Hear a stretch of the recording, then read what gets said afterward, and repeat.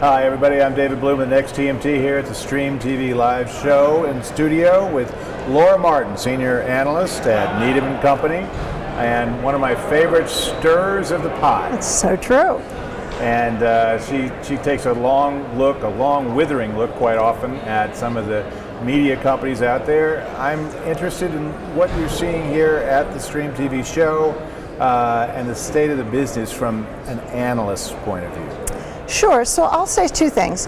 I think the first thing I'm really struck by is I think Wall Street, which sort of comes from a 30,000 foot level, really believes that the leaders in streaming today are Amazon and YouTube. YouTube because it integrates everybody. NFL, best of the best, right, with user-generated content. So on the content side, they're sort of blurring the lines. And then Amazon, because it's taking connected television advertising units on a big screen and tying them to purchases.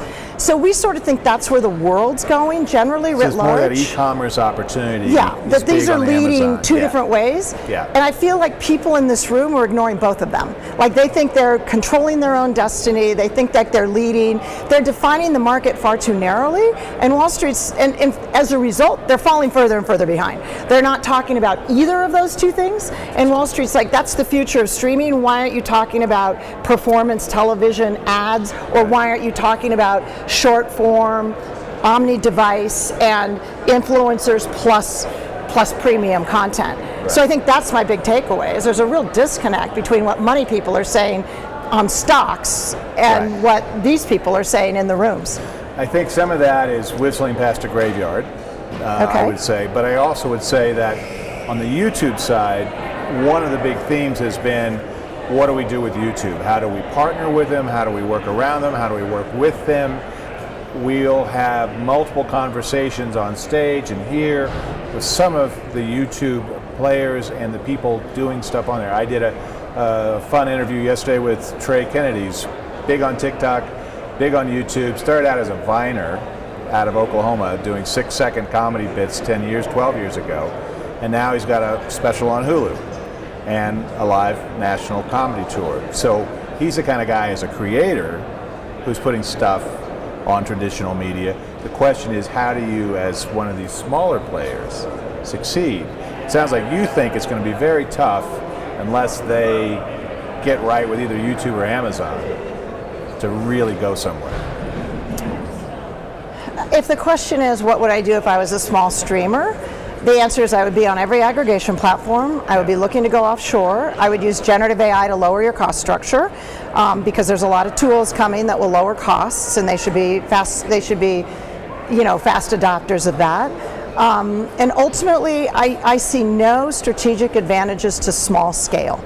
So ultimately they should sell out or bundle with a bunch of other small players, right, sort of like, remember in the olden days we had cable and they had this, like the small cable operators got together. What is this cable thing you speak of? I know not. So anyway, yeah, aggregation, if you're small, has power. Yes, so bundling is definitely going to be a way to survive.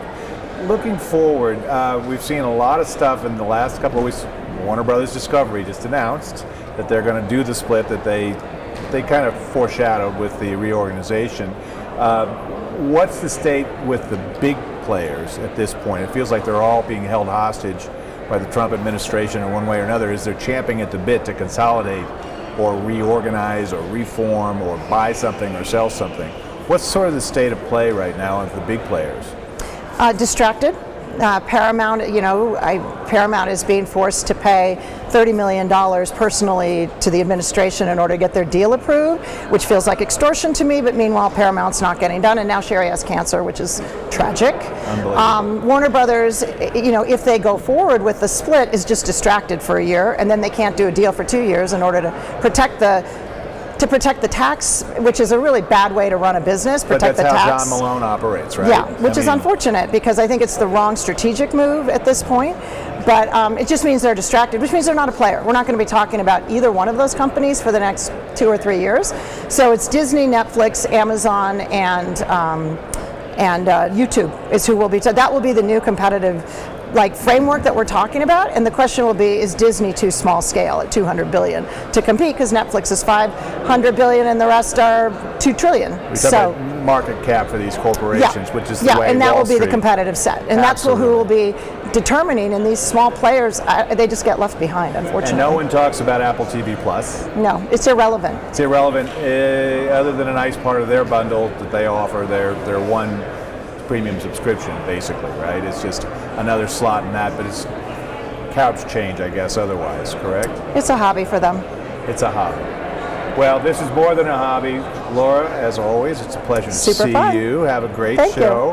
I'm David Bloom with Next TMT here at the StreamTV show with Laura Martin, Senior Analyst at Needham & Company. Thanks.